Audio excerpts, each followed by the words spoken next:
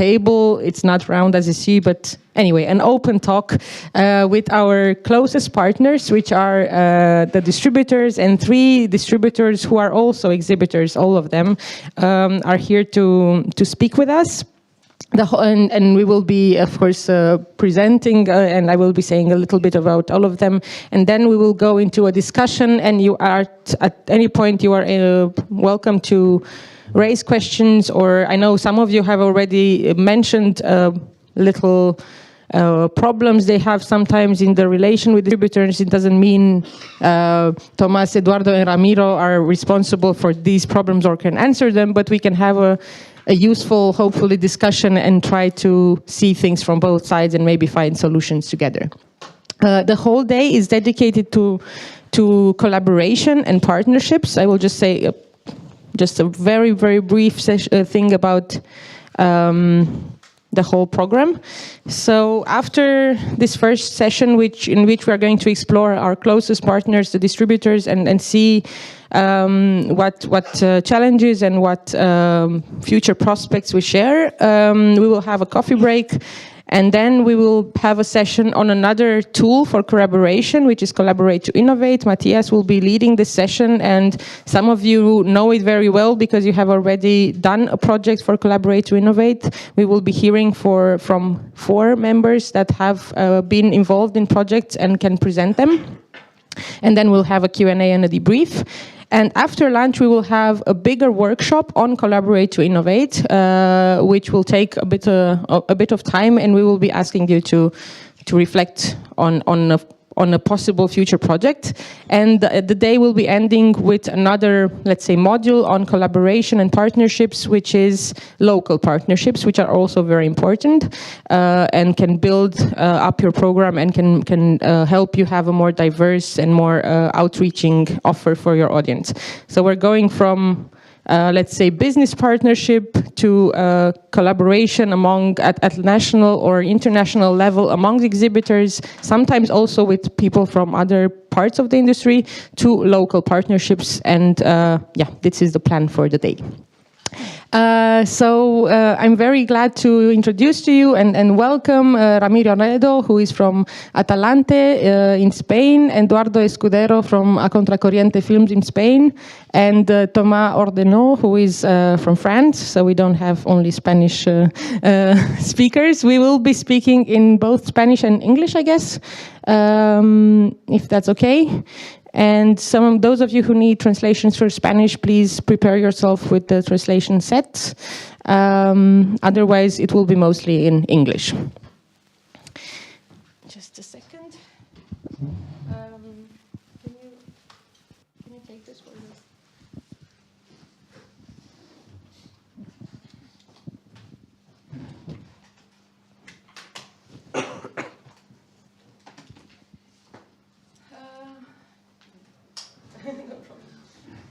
And we will be sharing the famous mics, so bear with us. If you hear any singing, any noises, hopefully it will not be so bad. So the purpose of the meeting together here today is to take advantage also of the fact that Merci, the market or the meeting for distributors in Spain is happening at the same time in the festival, and it's always very enriching. We have found in this kind of labs and workshops to look a bit outside of our circle of exhibitors and to try and find solutions which are let's say broader reaching, because some of the problems we are facing, the distributors are very well aware of them, and especially since our 3 guests today are also exhibitors, like I said, they have maybe a different point of view, but they can definitely share our concerns. So and please correct me and enrich the presentation if I'm wrong.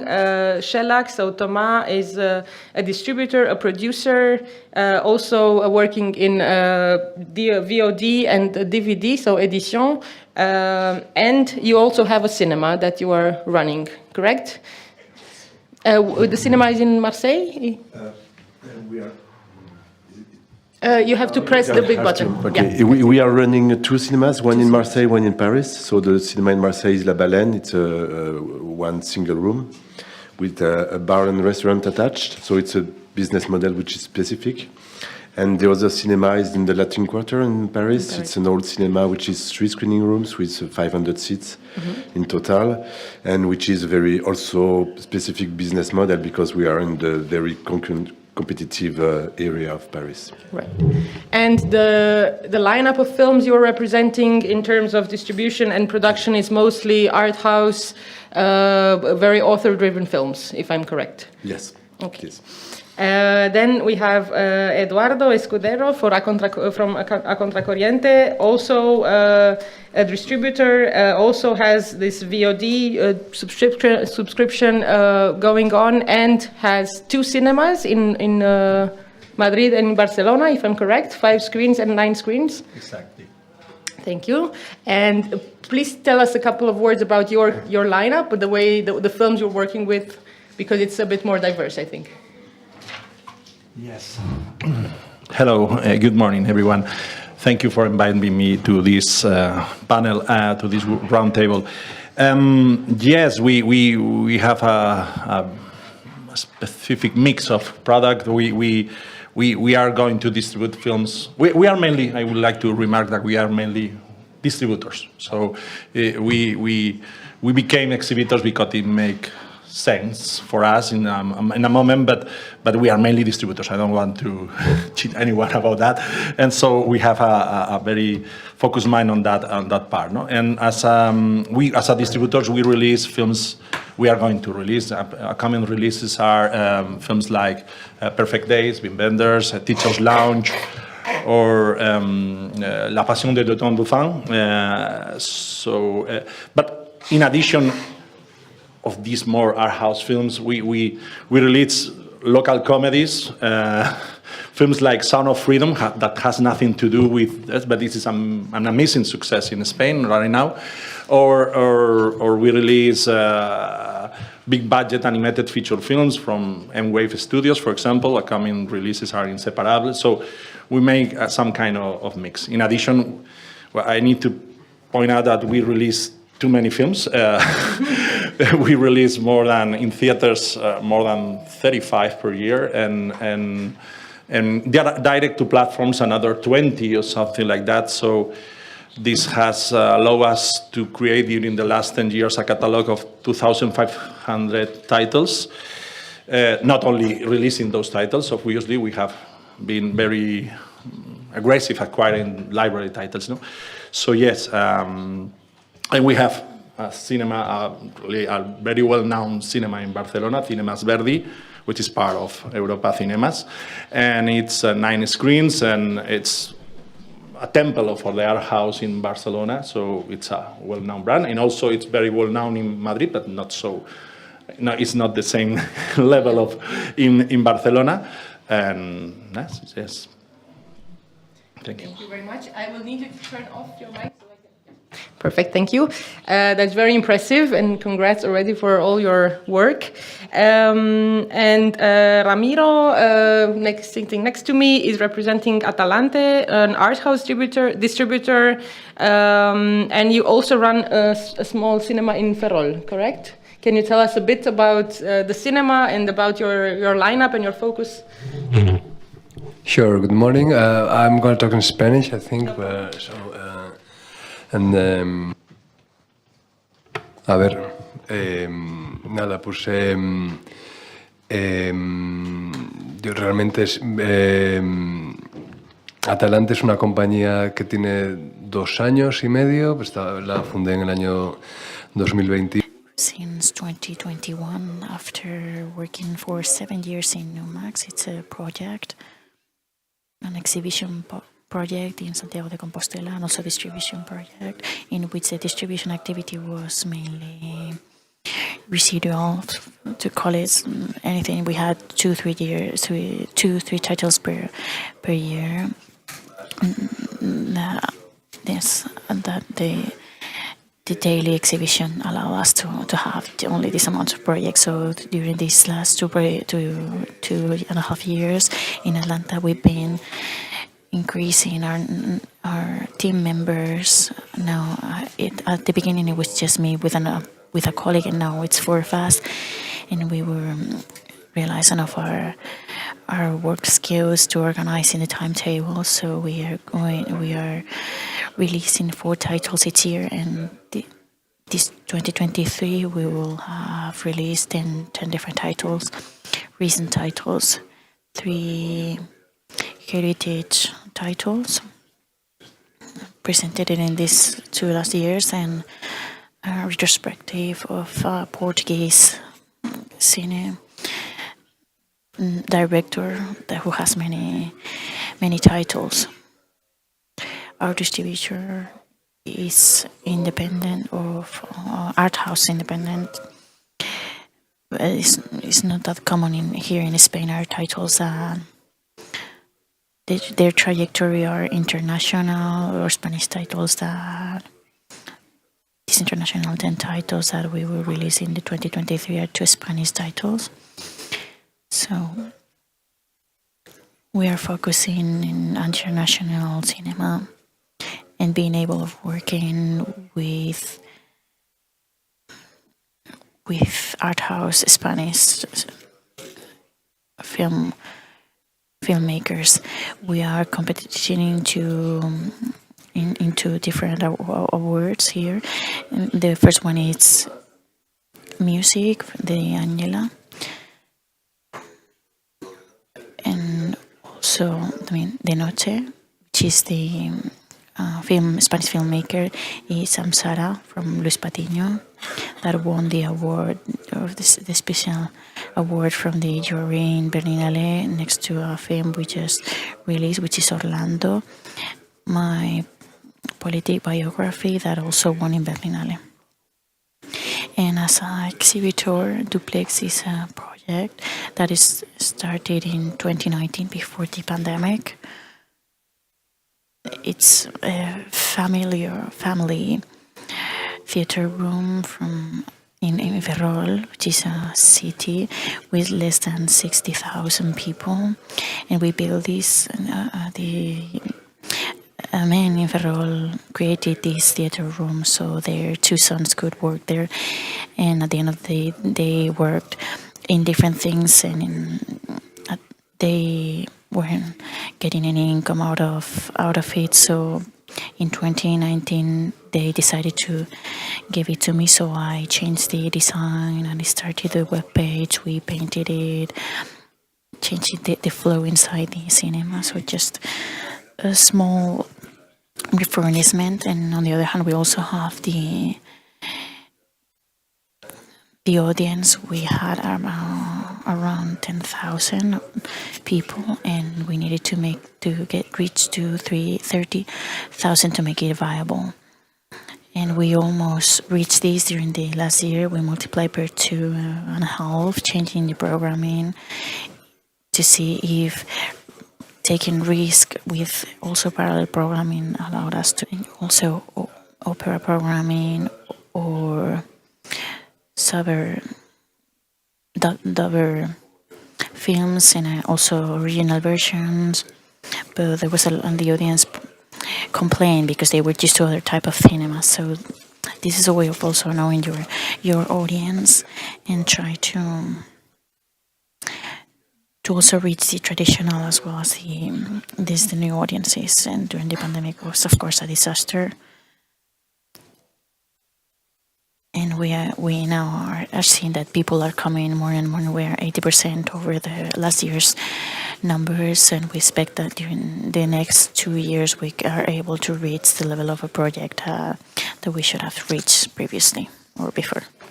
There's another subtle hint for the mics. We cannot have 3 open, but we need to have 2. If we have just 1, we have this echo. So now is the perfect setting. Thank you. Thank you, all 3 of you. Of course, we're going to go into the detail of how the market is looking now at European level, and also in France and in Spain after the pandemics, and how we are slowly getting back, slower or less slow, depending on the countries.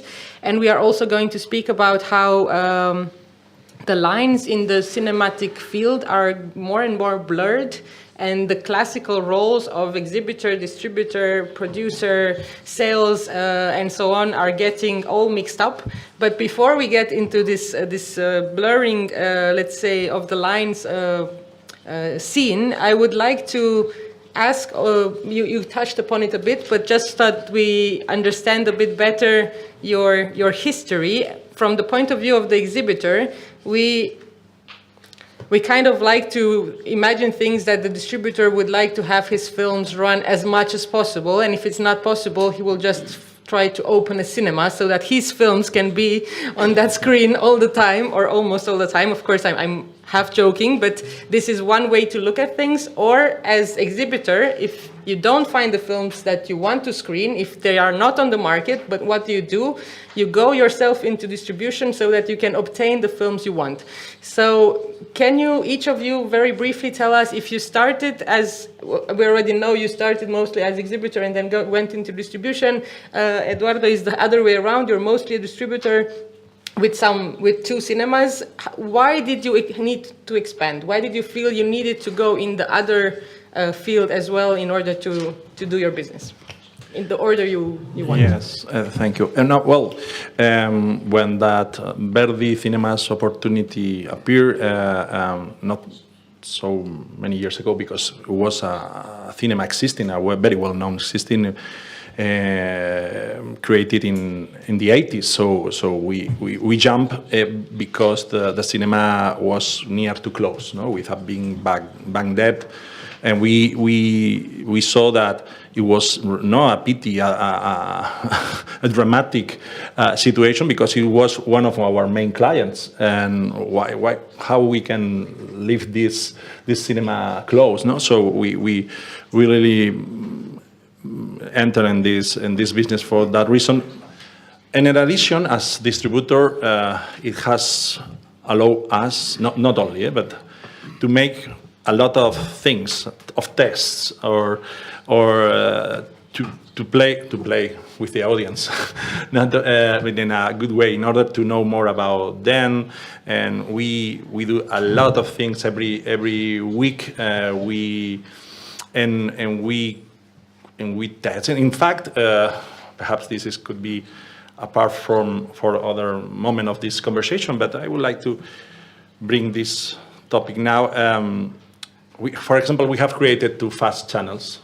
I don't know if you are familiar with FAST technology. It's free advertisement streaming television, and it's allowed to create like a thematic channel for a small cost. In addition are the rights, but the creation, the feed, it's not too expensive. And we have very clear that the brand for those free cinema channels should be the brand of our cinemas, Verdi. So our 2 FAST channels are Cines Verdi TV and Feel Good by Verdi TV. So in fact, I think the cinemas has bring us many opportunities, and I think we should do it even better, but we take all the advantage that a cinema, because it's important. A cinema brand is extremely important. In fact, I don't see any good future for the independent European production without cinemas. So I always, that has been invited to the European Commission or to Spanish politicians, I always remark that, because the only streaming wall is not a business model for independent production. So we really need to have all the cinemas on board, and not just because a romantic approach, because it's the best. I know, not just because it's the best way to enjoy a film. No, because also as from a point of view of a distributor, is the best way to create a brand around a film. I have no. Is at least the most cost effective. Yeah. We have tried to make, during the lockdown, theatrical releases, but not theatrical, directly to our platform. And we invest a big amount of money, the same amount of money we invested for a theatrical release. almost the same, about saving the cost of the copies. But another man, and we see during the hard months of the lockdown something there, but it's not sustainable so we need to create something sustainable. Now, obviously, Netflix has discovered that they can create. I'm not sure about that, but they can create at least brand, but they are spending an amount of money that not the independent distribution or independent sector has on their hands. So it's this is different, no? And in addition, we released it, for example, for Amazon. Amazon has an original Argentina 1985 that we released it in theaters in Spain, and we achieve a wonderful amount of admissions with a film that only has 3 weeks of holdback. That was something not decided by us. Was something that if you want it, this is the rules, and we say, okay, it's Ricardo Darín, and Spain is very important. We are going to do it. And I have no data because we have no data, but I have no doubts that the film is the people in Amazon Prime Video is extremely happy about the performance in cinemas, and that brand created, or that buzz created around the theatrical release is extraordinarily beneficial for them. So yes. And what was the question? I think it was. I think it's very useful that you went into this loop. But the question was, if you went into exhibition, you being a distributor because you wanted your films to be shown somewhere where you could control it, or was it? But you answered. Obviously helps, but fortunately we are lucky because we have very good partners in Spain. Here there are some of them, and we have no particular problems to release the film. So it was not that need, but was more to save. Yeah. On one hand, one cinema that was very important in Madrid and Barcelona, and also obviously has opened us many opportunities. Yes. Thank you so much. And I will get back to how the value chain for a film has as a starting point and very important setting stone the cinema run.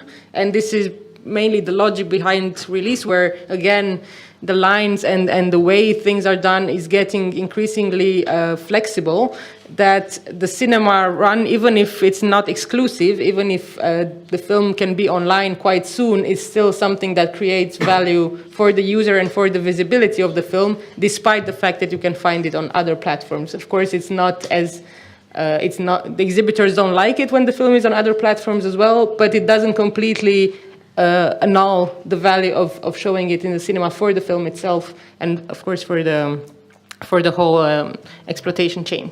Thomas, please tell us how it was for you in terms of going in both businesses. Can you repeat the question? Sorry. Yes. I started by kind of raising the ball. Were you first a producer and a distributor and then exhibitor? Was it the other way around? And what made you occupy both? What made us go along the whole chain? Shellac is a quite artisanal company. We are producing and delivering 3-4 films a year, distributing in France 7 to 8 films. Releasing in DVD the same films and plus a special work on boxes and which are more exhaustive. And I will come back to DVD because it's also as VOD something which is complementary to the work that we are doing with theaters. And we are also doing sales, and we are selling only films that we are also distributing in France, so that we can have a link with the films since almost the beginning until the end, and we can also reach other partners that we figure out are on the same kind of lineup. For example, Ramiro, or Grand Film in Germany, or any local distributor in Europe or outside of Europe. We figure out that they have the same kind of lineup as us, but those kind of films are not so well represented by sales or by. So we decided to make possible the bridge, so that as a distributor, not only of sales, we are capable to share with the other local distributors or even local theaters to be directly in contact. And the goal of that was not to access to an output or access to an input as a distributor or exhibitor. The goal of that was more to be closer from the other distributors in France, closer from the other exhibitors in France and outside France, and build something which is a possible diversity and a possible way of defending this diversity, giving more time and space to the films. So what we started to do as an exhibitor, for example, more precisely at La Baleine in Marseille, was to try to find another way to schedule the programmation of the film, to go more in the time, to let the film live with the word of mouth. In France, the situation is not very good. Everybody has the idea of France being such a paradise, but it was already in the move, and it has been accelerated by the pandemic. There is a huge concentration, and the rotation has been accelerated. And the rotation has been accelerated especially for the small titles. So there's always been some kind of program obsolescence. I don't know if it's correct in English, obsolescence, meaning that a film has to decrease of 30 to 50% next week so that it can rotate, the market can rotate, which is a problem when you have a film that goes well, because the next week you have to give your and nobody is ready to take a film in the time on a long run. Yeah, on the long run. So, and we made some experiment about that. That was kind of interesting. Some films that we were programming for 12 weeks with the same amounts of screenings, but spread on 12 weeks and not on 3, 4, or 2 weeks. And we could figure out that the numbers were increasing at the third or fourth week. So we were giving the film more possibility without giving him more slots, but putting them on a longer run. And so those kind of experiments, it's experiments that we can share with other distributors, for example, to say, okay, let's not run in the same way as ever, and let's find something that will make you feel more specific and more strong. We are on a very small segment of market. We are really in the research and development segment of the market. I mean, Angela Chanelec is an example. Christy Pouillou, we're working with this kind of authors. They are really in the very narrow segment of the market, very niche. But still, we figure out, still with the pandemic in France, that the diversity was something that allowed the market not to fall totally, and it was this top bumper. The top bumper of the French market was the diversity. So after the lockdown, at the reopening of the rooms, the theaters, the market was not restarting from zero. It was restarting from an offer that was already ready in a period of time where the blockbusters and where nobody was there. So the market could restart not from zero, but from already something that was built by this diversity.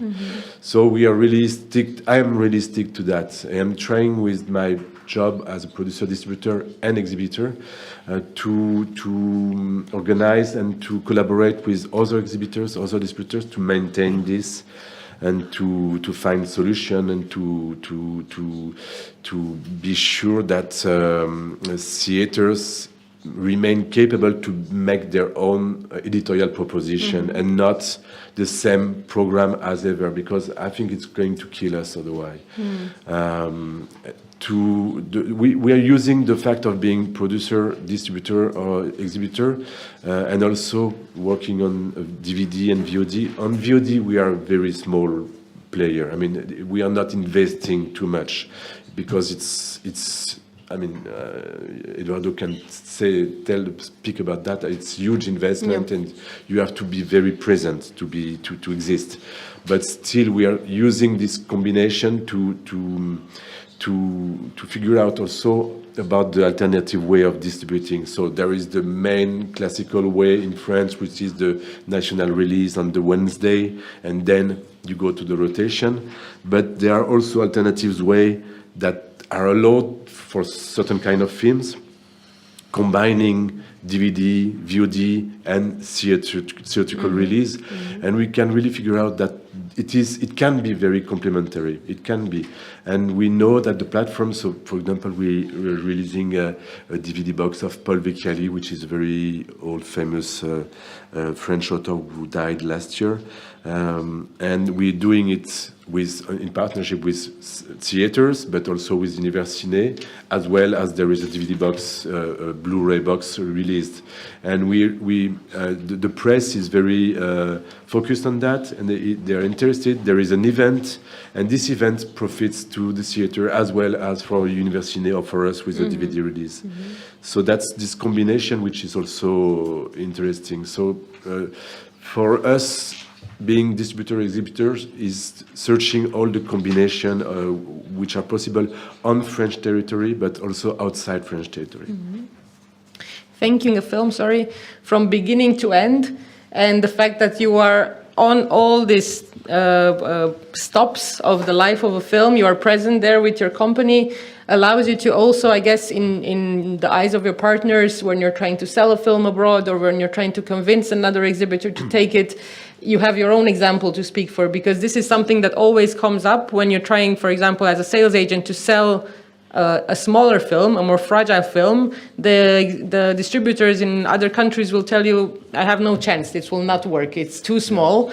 But if you can show that you've tried yourself, you took the risk yourself, and you have something to show for it, then you can convince them better, I guess. In the same line, as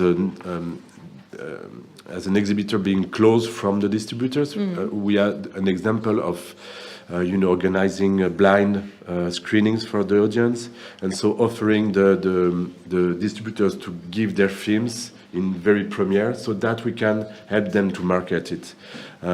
Because as a distributor, we know that sometimes we have to understand what is the reaction of the audience. So we, as an exhibitor, we can offer to the distributor the possibility of testing this. The first try we made were during the lockdown, because it was not possible to show films anymore, but we could organize professional meetings. Yeah. So all the audience had a paper that they were signed that they were going to a professional meeting to do a marketing test, and we were asking distributors to give their films, and the audience had to fill a form that we were giving to the distributor about what is a marketing form usual.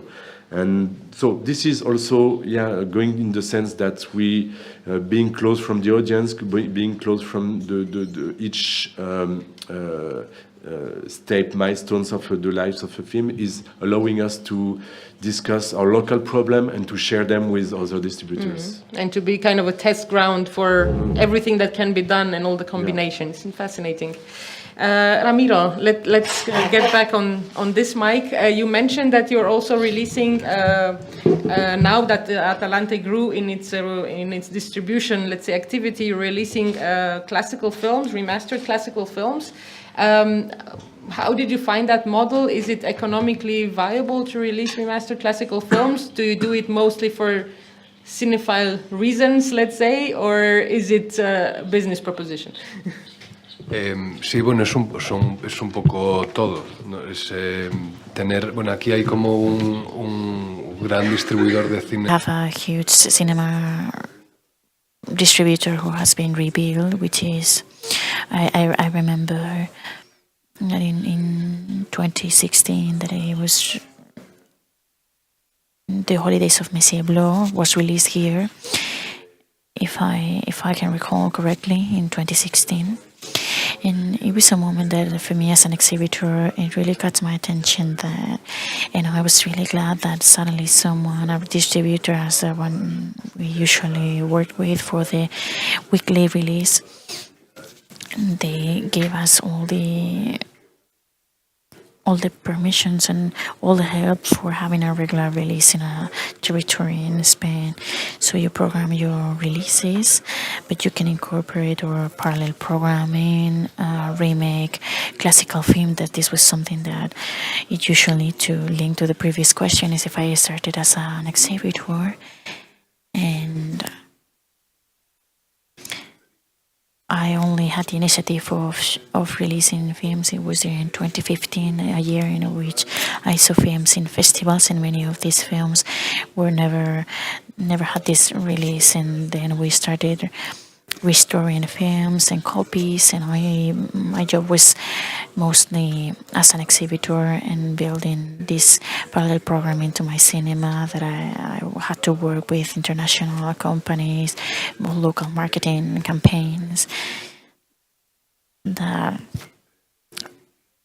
with a little bit more work, at least apparently, when you don't know how it works at the beginning, this allowed us doing the same things in other cinemas, and then you realize that this is like distributing a film for 15 days. It's like if you had many cinemas at the same time in the whole country, and you don't have to be there constantly worrying that something has broken, a copy doesn't work.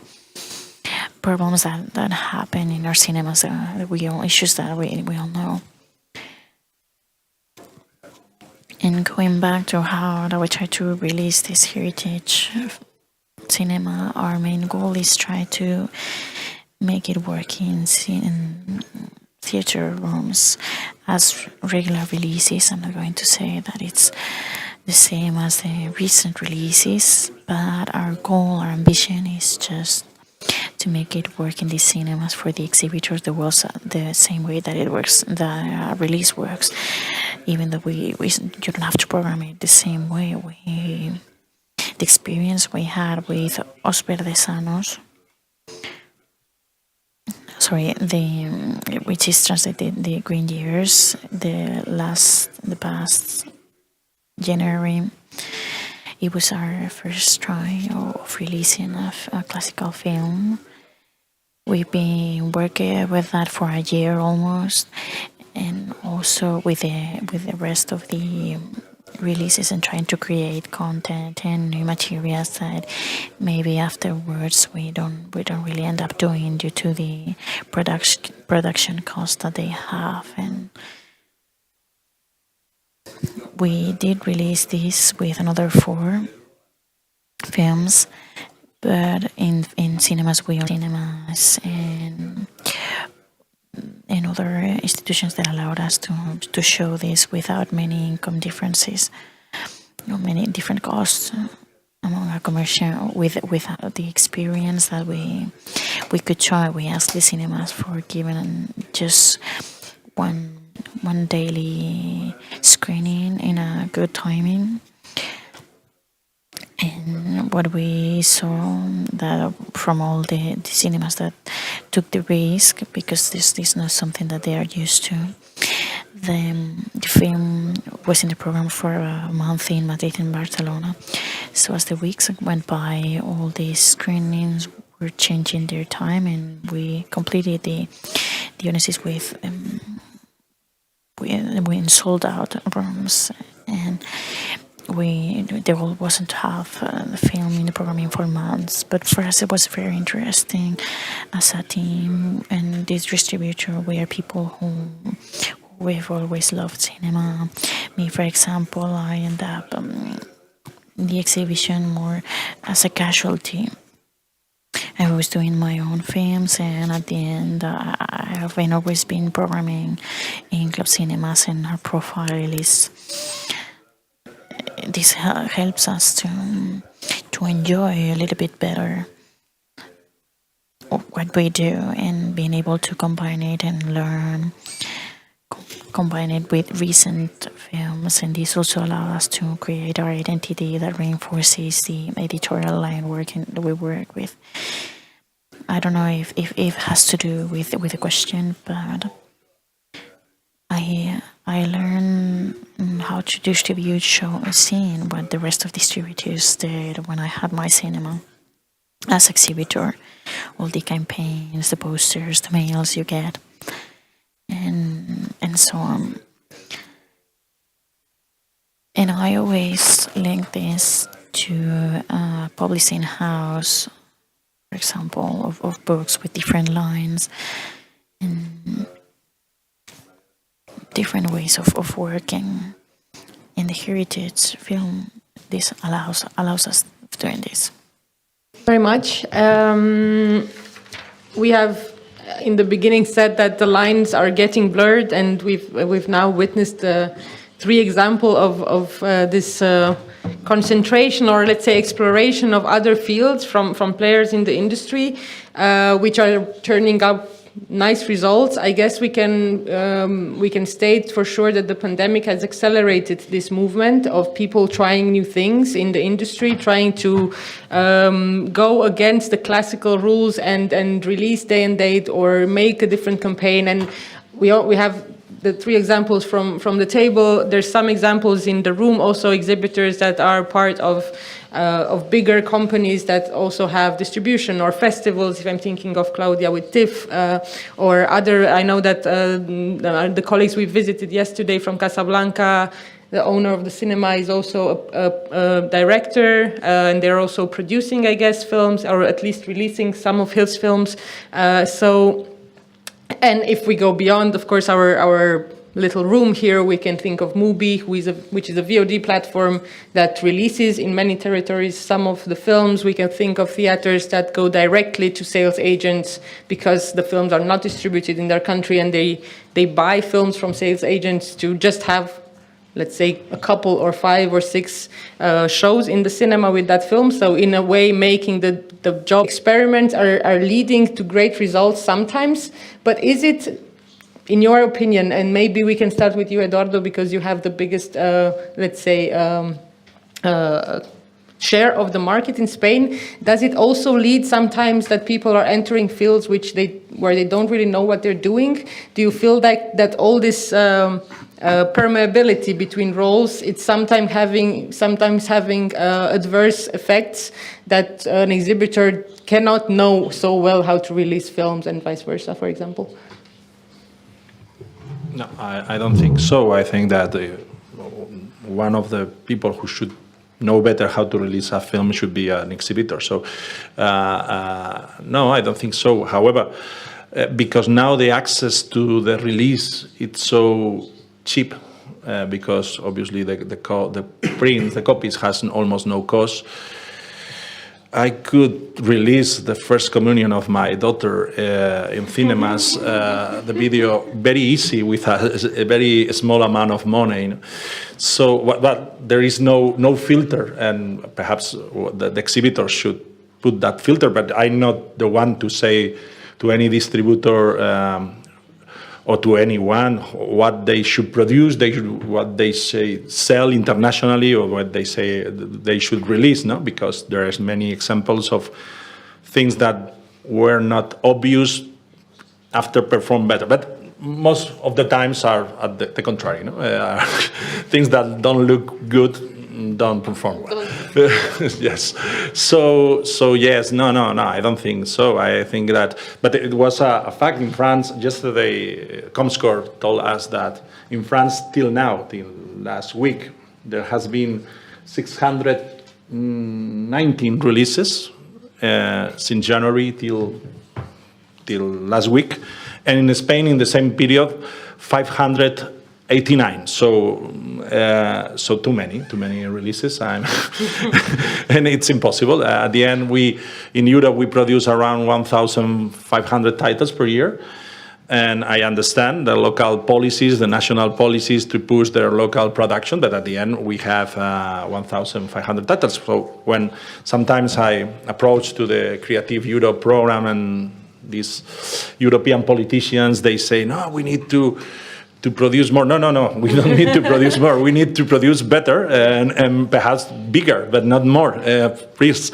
And yes, we need to find ways in Europe to produce better and bigger. And perhaps it's not only subsidies, it's only a financial issue, and we need to do that. No. But I think that exhibitors can do a really wonderful job if they decide to move to the distribution. However, it's not easy. I'm coming from the distribution side, and it's very risky. It's very risky.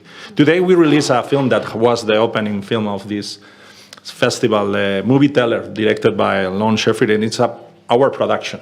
It's mainly Spanish, and majority is Spanish. It's Berenice Bejo, Daniel Brul, Antonio de la Torre, and we spend today. Today is the release, and today we are in minus, just for the distribution, minus €500,000 in P&A. So there's many tickets to be sold in order to recoup that.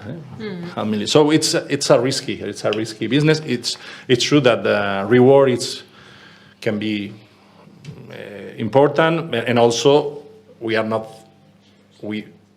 put many focus on the theaters. However, the life of a film is not just the past, and because at the end all those films can become a classic, and he can do additional to enlarge the audience, because I think is the focus of what we do is to try to Valladolid. Sorry. Sorry. Good delete thing the recording. To Valladolid. There's too many festivals. No. In Valladolid, it was to do that, no? Because you take care of your audience, of your cinemas, and you want to share with your colleagues how to do it better, even better, no? So it's I'm sure you do that, no? But the catalog can be a way. In fact, we are launching a service that thinking on that, because it's not only the price. I think that for the manage of the catalog from the point of view of the exhibitors, what is a nightmare is to find who handles the rights, to negotiate, because we sometimes with the catalog, the distributors, we are very unfriendly, and we don't do well our job. We don't put the things easy. And we have launched the first subscription of the catalog for cinemas in Spain. You have access to 1,000 titles. We have put the name A Contra Pro, A Contra Professional. and you have access, you pay one fee per month, and you can eat all you can, like a buffet. You can abuse. In fact, we have created to abuse. For abuse, and you have that Berman titles, Ozu, Mizoguchi, Wim Wenders on the whole library, Tati, Chaplin, and obviously Intouchable, or Qu'est-ce qu'on a fait au bon Dieu. So you have a really mix. All the titles that we release on theaters automatically 1 year later will become part of the catalog. So in fact they say, oh, you are not afraid of that. No, if there is nothing happens in theaters with the catalog. If we wait that cinemas need to start a negotiation title per title, it's a nightmare for them. And do the subtitles and all that. Everything is ready. And in fact, this come to us because one technology allow us to do, because we deliver all this via streaming. So there is no physical, and it's a streaming that works very well. We are in our cinemas, we have 9 screens with this additional system to not substituting DCI, DCPs, no, but as an additional, and it's not having any problem, no complaint by the audience, and this is the way that you can choose from a website and play, like Netflix for the exhibitors, for the cinemas, and you have 1,000 titles there. So it's a way to enlarge the audience, as Ramiro was saying. What is the price of the subscription? Well, so it depends of the size of the cinema. of the city. Oh, We have decided that for small cities it costs €195 per month. So cheap. Yeah. And you can eat all you can. And for bigger cities, medium cities, is between €400 and €500. And you can obviously put a ticket price and keep the... No, you retain 100%. Okay, you retain everything, okay. and you don't need to negotiate with us. You don't need to talk with us. you can play no. In fact, you can play from the smartphone. Okay. So you don't need. So I think it's another way to do it. Thank you. I wish this existed in other countries. We have to go the hard way of negotiating every title and subtitling. We're doing the subtitles ourselves because most titles don't have them. In Romania, for the cinemas, I coordinate. You touched upon the inflation of production. Maybe, I don't know which one of you, Ramiro or Tomas, you want to maybe go on this topic. We have yesterday discussed something that touches us and kind of complicates our lives quite a lot. The drive towards eventization, the fact that everything has to be an event in the cinema in order to bring people to the cinema. It's very difficult now to just program films and hope that people will come. You have to create events around those films. You have to bring something more, to bring the director and the team. That's the easiest thing maybe, but even to do more than that around it. And I will later on also have a little mention for the Proyecto Viridiana about doing events where events are not so easy to do and bringing the teams online in those cinemas, because that's a great example of collaboration between Spanish distributors and exhibitors. But going back to this concentration, which you mentioned, Thomas, of titles, of entries on some titles, and at the same time inflation of production, because there's so many other titles existing, but how do you bring them forward without having an event? And how also at the same time do you keep in balance the effort for a cinema, because you're also exhibitors, to organize so many events? How does a cinema manage to make everything almost an event and do it with little stuff and keep the attention of the public if something is not eventized? I'm not sure I have a very interesting answer to the question, because we have to keep creating events. La Baleine, the first year of La Baleine was 150 events, so combining the presence of events for the young audience, for the involved audience, for the blind projection, happy hour projection, any kind of event this way. How to do that? I mean, it's just work. I mean, so there is 2 persons dedicated to this at La Baleine, and they're working on this, and for young audience as well, for the whole audience. And then the question is to be sure that events won't kill the events, that an event stay an event. So we have to be accurate, and we have to find good partners each time, because we can't create an event by ourselves. We need to be associated to someone, mainly. It can be the distributors, but the distributors, they are not so efficient locally. I mean, they are not efficient locally.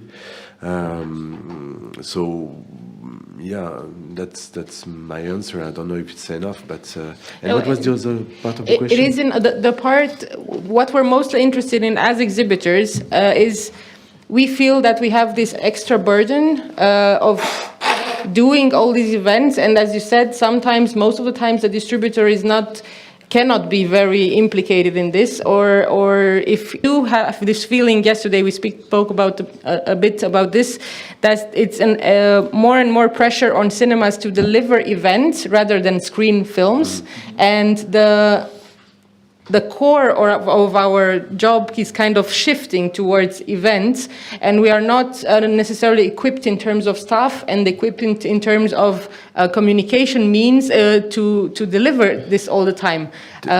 Do you think this is the future of what is it going to stay like this, in your opinion, or are we going to gradually go down to a more normal pace of exhibition where you can have an event but also just normal films where people come? I really hope that we don't need events all the time, and that we can reach these moments not being obliged to produce something special, but still now we have to focus a little bit the attention of the audience on certain films that don't have a 500,000 P&A, and that's normal.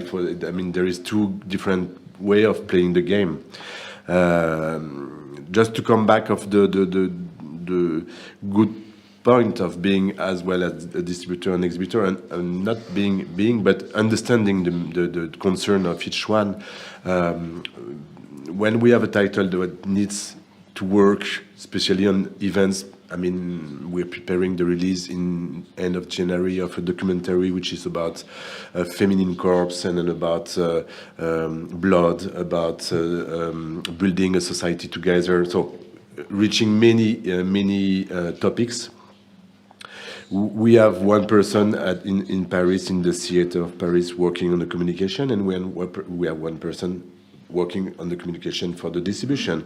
And so they are together on this special project, knowing that the film is going to release in January, and working together on the targets they can have. And so it's a collaboration, which is possible because we are as well distributor and exhibitor, so it's easier for me to say, okay, you both are going to work together, but it should be the same with distributors and exhibitors, even when they are not integrated. And that's the possibility. It's always about work, in fact. As an exhibitor, we're working a lot, and the distributor should work a lot at its different level.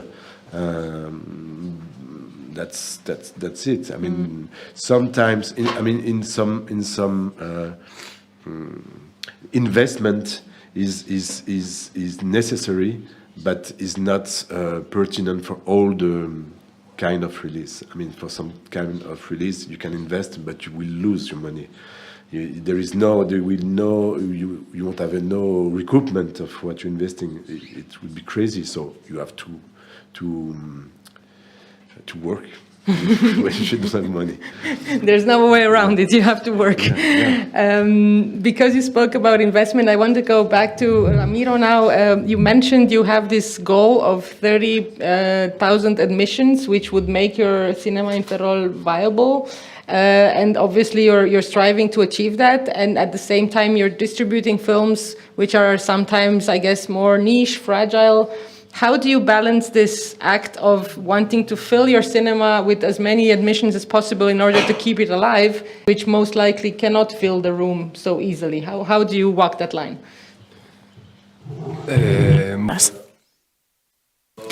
Well, we just try to look for a balance between,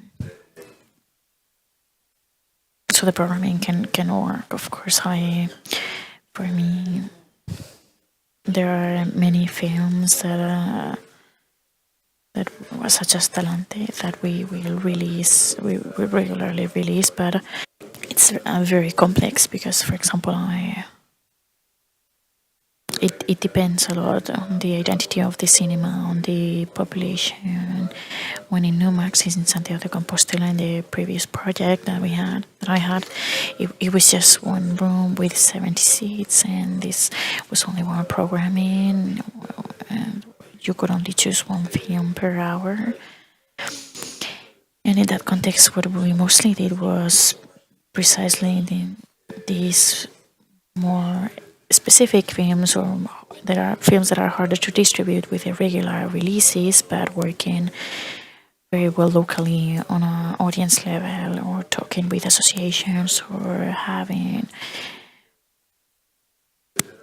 the poster with time. And we use films that it wasn't evident there was going to be a leader film, and they become these leader films, and the audience is different, mine and many other distributors. So here we need to try to build our programming to make it work for its different films, and this way, instead of having 14 releases in just one week, and reaching to 30 people, just reaching 40 people on Thursday afternoon, for example. So have the best space, because sometimes this doesn't work both for your cinema and your... And I will repeat this, please, if you want to contribute, if you want something to add something, raise your hands. We will, in very short time, be even more open to questions. But I would like to, before we do that, speak about numbers, about figures a bit, because we are all still in the let's say, shadow of the pandemic, and the market is coming back, but there are differences from country to country. And if you look at the network review that you received, I guess in the bags, you have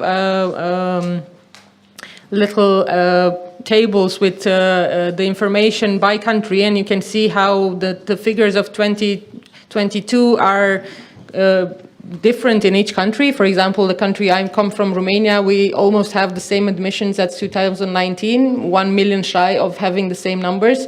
But obviously those numbers are way lower than France or Spain. They cannot compare. The market is super small. But we did reach the same level, or almost reach the same level. Hopefully this year we will surpass it. If we look at France, I think it was 200 million admissions in 2019. It's something around 150 million admissions in 2022. So it's like 25 still down. And you mentioned this concentration on big titles, which I guess it's something to worry about. And if we look at Spain, we are more or less 50% down in 2022 compared to 2019. Maybe this year it is looking better, but if we look at whole year figures from last year, that's what the market looks like. So the coming back has been a bit slower in Spain than it has been in France, for example, and other Southern European countries are also suffering. Italy is not at the shape it was before the pandemic either. This has pushed, obviously, for solutions. So everybody's looking for solutions, and one of the solutions, as we mentioned, has been eventization. Do you feel that projects like, for example, this Proyecto Veridiana, which is basically, just to explain a bit for those of you who don't know it, it's a Collaborate to Innovate initiative that allows smaller theaters to show streaming of the discussions with the talent. So the films is screened at the same time in all participating cinemas, and there's the team of the film in one cinema, and the discussion is streamed in all the other cinema. And for each event, the team moves from cinema to cinema. I think there's some of the exhibitors in Spain here in the room are part of this project, I guess. Can you raise your hands, those who have?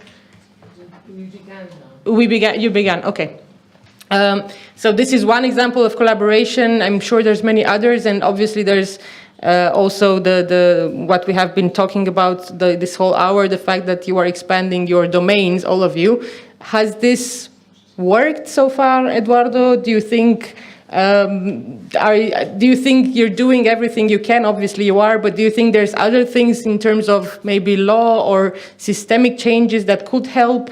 Or is it are we just waiting for things to come back and doing the best we can in collaboration in the meantime? Well, this is a big question, and deserves a big response. No, but obviously I have the solution. I don't have the solutions, but yes. Well, regarding Viridiana, I think it was a really good project supported by Europa Cinemas, and I thank Europa Cinemas on all the cinemas that started that network, this initiative.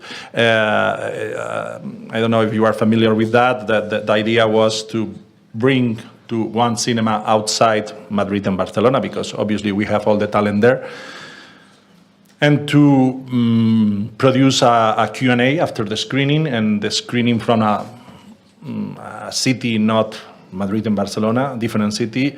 That talent, that Q&A can be streamed to the other theaters, so in some manner other small cities can have virtually and they can interact with a QR that can allow you to make questions and to participate in the Q&A.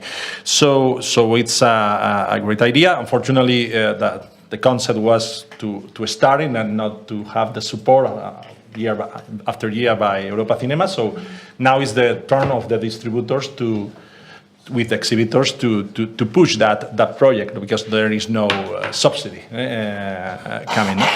So obviously this makes because it has a cost to do it, and I understand that mostly should be bear by the distributors, because I think it's a way to make like a brand premieres in many cities, and it's a way to create a brand in those cities.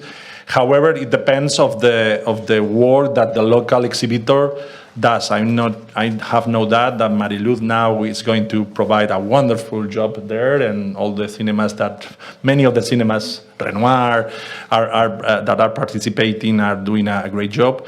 But other exhibitors need more push. No? So, and obviously it depends of the film. When we started last year without any subsidy with Asbestas, Rodrigo Sorogoyen, The Beast, was amazing, because Asbestas was amazing. Later achieved 1.1 million admissions in Spain, so was the beginning of something. So and other films are performing better, but you need to choose very carefully what are the films, because you need to think twice that even if it's a reason to realize, you need to came into an agreement that in some cities proposals too complicated are not easy to sell, and so you need to choose very carefully the films. But I applaud the initiative, and I think it's really helpful. And what is another part of the? If Thomas can. So, do you think the way forward, the way to go back to 2019 levels or surpass them, is in this kind of initiatives? Do we need to change the rules in order to come back, or do you think the audiences will at some point come back? So basically and I know we don't have a simple answer for this, but maybe just some thoughts from you. If the scenery has changed for good, people have just changed the way they consume film, and they need something else, and we need to figure out what that is and how to achieve it, or is it just an after effect that will wear out without much change, like it did in some countries? Yeah, yes, there is. I think the solution is the addition of many things. Obviously, projects like Meridiana, catalog, library, heritage title, it's another way. People older than 65 years, every Tuesday can go to the cinema just paying €2. And the difference is paid by the Spanish government. This will end in December. I think all the industry is trying to renew this program, because it's a fact that middle or that kind of audience was not coming again to the cinemas, not because they are afraid, because they are in the restaurants and dancing in Spain, but not in the cinema. So we need to put in their agenda. This is the key. We need to put again the cinema experience in their agenda, and obviously the media, the press, is not helping any, because they have surrendered to the platforms, saying what are the new series coming every week to every single platform, what are the release in the platforms, and obviously the space for the cinema it's shrinking, and we need to change that. Obviously, the public support will be necessary for initiatives like this one of them Tuesday, even for younger people. But no, I don't have a solution. But to return. But in addition, I need to point out that platforms can be the enemy. I think that we need to admit that they are. It's a fact that they are there, and they are not going to disappear. So we need to. There is now more cinema consumption than ever, and I prefer trying to always look for that positive aspect of everything, that they are consuming cinema at home, And I prefer these people that is consuming cinema than those that are watching reality shows or football. They are not going to bring anyone at the cinema. So we need to look from a very positive that there is many people now, even young people, even like very young people discovering wonderful directors at home, and why not? They can be audience for our cinemas. I prefer that. And obviously, I understand that all the platforms are different. Netflix has a model, but the other platforms are attached to US studio. I think they are going to return to the holdbacks. I think they are going to offer many content to the cinemas because it makes sense. It's from an economical point of view. So Netflix will be a different player, but for example, Apple TV, it's now with providing to Paramount the Martin Scorsese film. It's a wonderful film and it's a good news for the cinemas.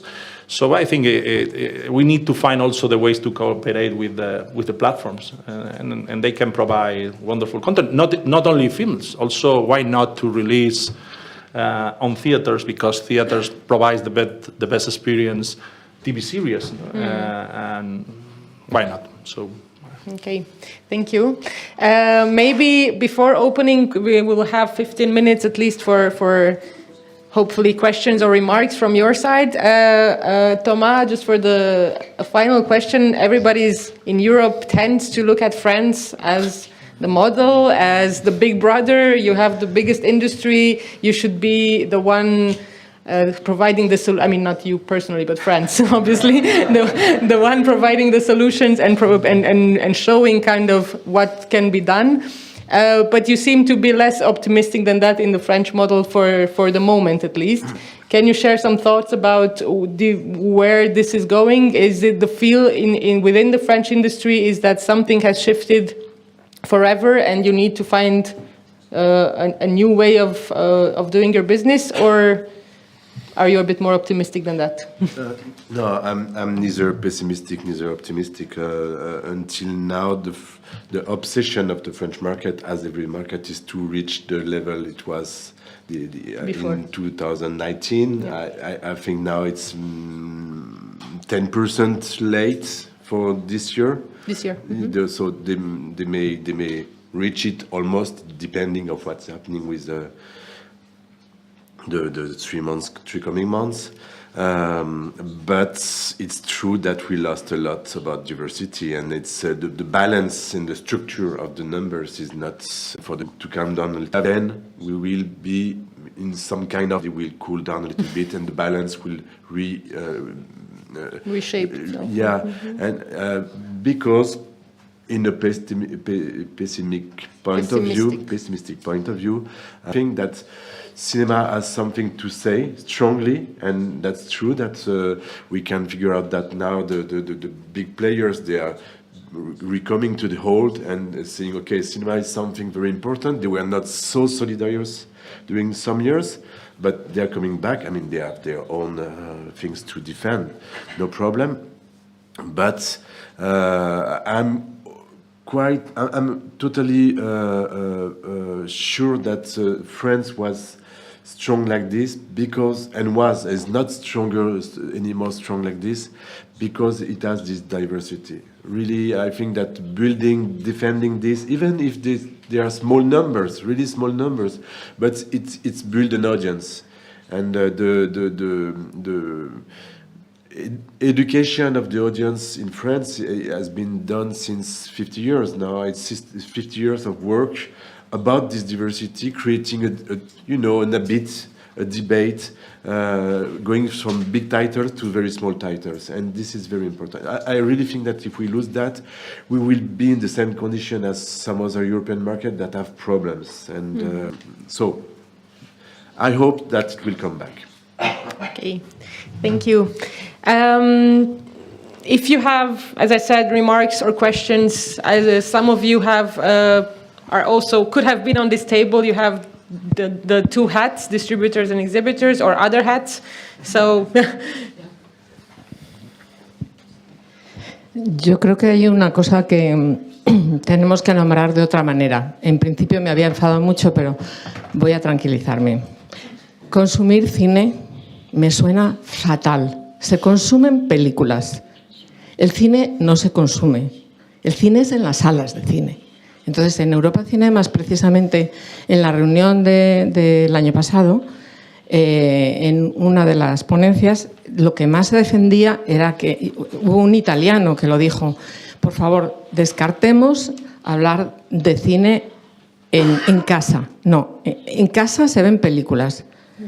Y el consumo como tal me suena casi a comer y tirar, ¿no? O sea, el consumo no suena muy bien. Entonces yo prefiero que degustemos las películas en el cine, en la sala de cine, y que luego se consuma películas en otro lado. No sé si me explico, pero sí. Me parece que si estamos aquí reivindicando... We are here trying to reivindicate the value of cinema, the importance of watching films, and you have the films, you have some films and how this creates this audience. But I think the experience of people, the first that happened in Rome, in a platform, the people who saw this film in the platform didn't really like the film, and they barely consumed 1/4. They just saw the first scenes, and that wasn't cinema. That was something that happened on TV. And I believe that please just try to reivindicate that cinema should happen in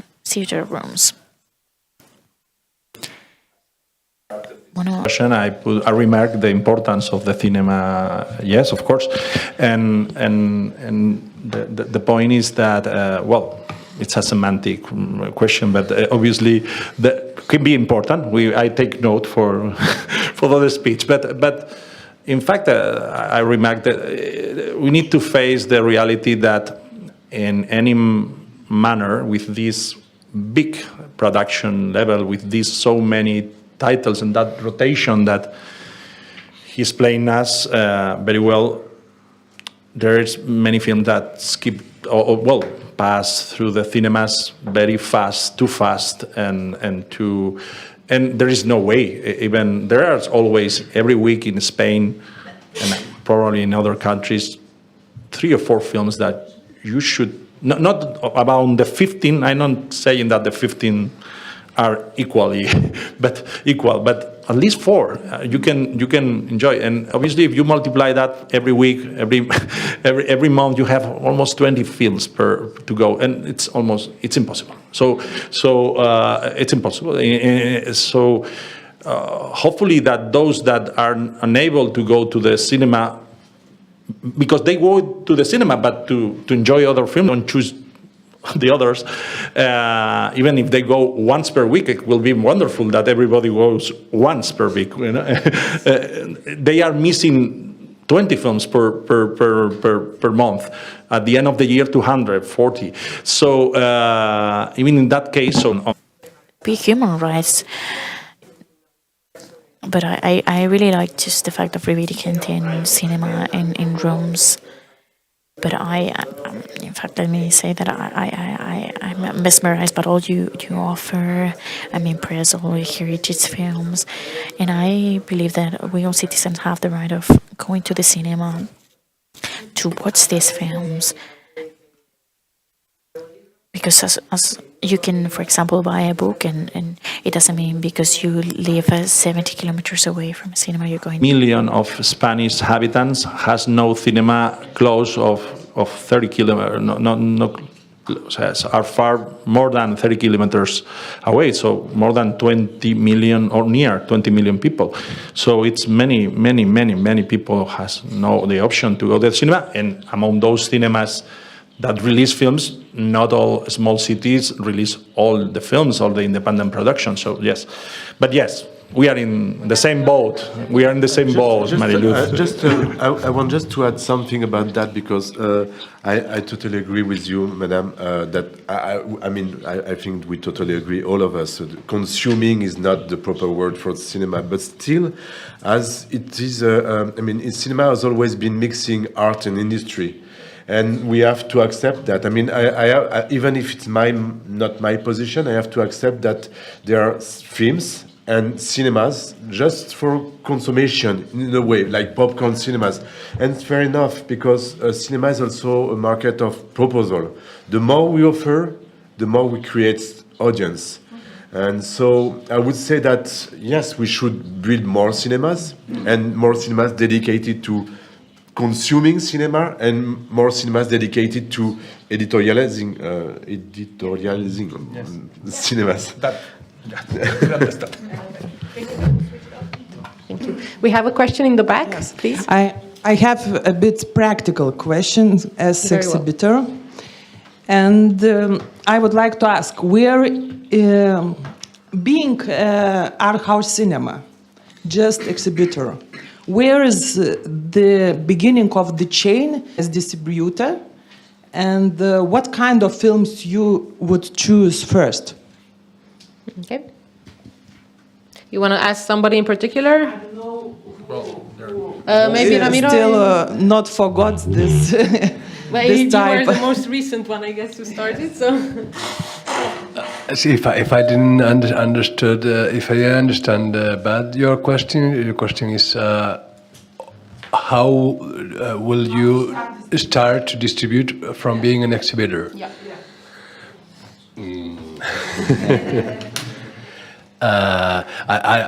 No sé qué decir. I don't really know what to tell you. In my case, it was in a festival in Sevilla. At that time, I was preparing, because we hadn't opened the cinema yet in Santiago de Compostela, and we were preparing the programming line. So it was around November of one year, and the cinema will open in March, and I was preparing programming, in this case, for offering for high schools, that I thought that is something that you have to do when you open a cinema, to have this different line of works. And I saw this film that I thought it was very interesting for offering to high schools and to release in my cinema. And I tried to contact with the right owner, that was a sales agent in Los Angeles, and we mailed each other, and I started searching through the internet how to having this contract of distributing films, and that's how I did it. And then the agent comes, and they told me, you not only doing this for myself, for my cinema, but also doing that in other cinemas. And I just tried to take advantage of this experience as sense of doing as a distributor in other places with a film. That's basically, I don't know if this has been helpful, but that's my experience. Thank you. We have, Matthias. Yes, I just wanted to add again some thoughts about eventization. We talked about eventization, especially concerning new films that are being released, and that's one part of it. But especially during the pandemic, and even before, there's been a change in the exhibition sector, from moving away from only screening new films from distributors into taking control of the program yourself, doing classics, doing cult films, doing all kinds of events, and especially when the distribution chain was disturbed during the pandemic, in those territories where cinemas were still open, a lot of these things happened, and a lot of these events has also stayed on afterwards. And this means, in effect, that there's less slots for the new films, because you're still doing the other things as well. Has this in any way, and now I'm asking you as distributors, has this forced you to make any changes towards cinemas in what you want from them in effects of number of screenings or anything like that? Or has it changed the relation between distributor and exhibitor in any way? Well, no, in any manner. I congratulate the exhibitors that even they take my film from a short time in order to provide, because we really, if it works, I think if it's good for the cinema, it's good for us. No? We need healthy cinemas in terms. So because when you are healthier, you can take better decisions. No, it's not only applicable to the exhibitors; it's for the distributors, for the producers, for all the industry. So we need people with good financial situation, and if this helps to create that audience and to generate incomes, we need to say yes, why not? Obviously, if it's at the end becomes that instead to have 3 show times per day, I have only 1 per week, I could rethink that speech. No, but not. Obviously, I think there is, when something is reasonable, you need to support, and I applaud that. We understand that. Or at least from a Contracorriente, we understand that. And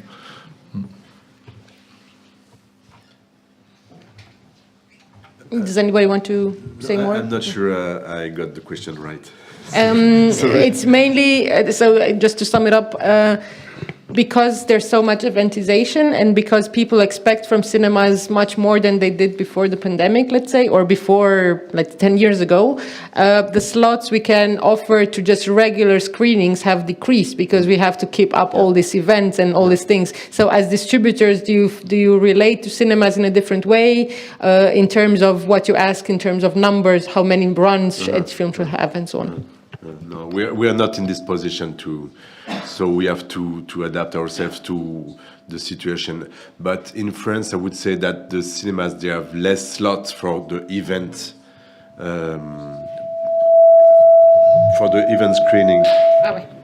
They have less slot for the event screening because they are more focused on the rotation and the main titles, which is a problem, I think. I mean, they should make a step back and be more calm with this money thing. I mean, it's always important, but they are losing the control of their programmation.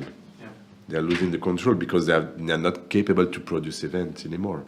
Just a very simple example, and which is also gathering the question of what is a catalog and how theaters and VOD and all those can interact. We were the distributor, the first film of Justine Triet, who won the Palme d'Or. La bataille de Solferino is the title. Solferino's battle, I don't know. And so we decided to release, to offer to the theater to show the film.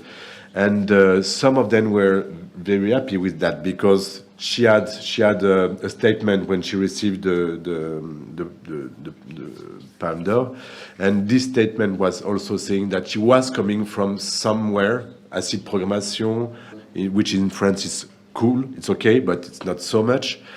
And she said, "I'm coming from there, so please don't forget this." And we tried to say to the so it's not only a re-release of the.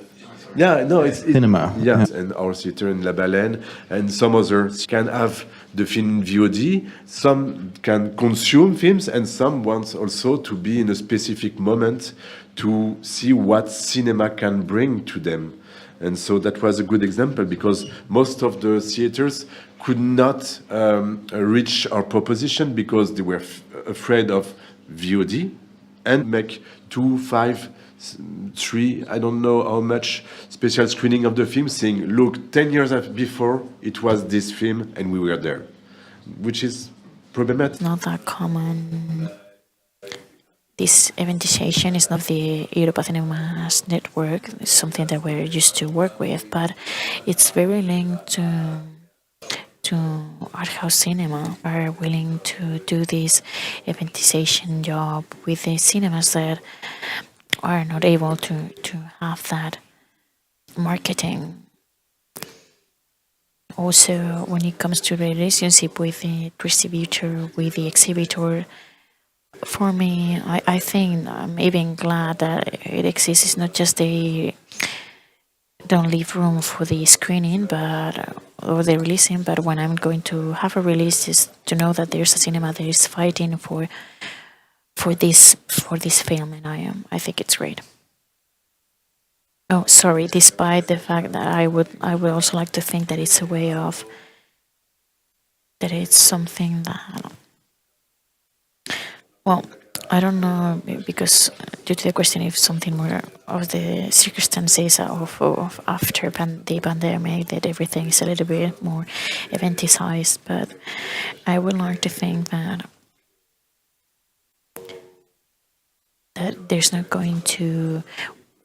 we're not going to need events for each and every film or to release them, because there's so much work to do by the distributors for those events. But I think that we have more and more films, and the events are linked to releases that don't have this financial support that I think Thomas was mentioning of P&A. And I think that in cinema rooms and theater rooms, they don't screen some films due to these events. And it's something that this is the context we have to live with right now. I will go back onto something that Eduardo said. We need healthy cinemas, and we need healthy distributors and exhibitors. So we will now go into coffee break. Before we do that, thank you so much for being here. Adapt, and the distributors know that they have partners in the exhibitors, and they do see our efforts as well, and we also see how they are trying to meet us halfway. So I think that's a positive conclusion, and hopefully once we reach those numbers, everything will be easier and calm down a bit, and we can bring this innovation and collaboration and keep it for the future as well. Thank you so much, everyone.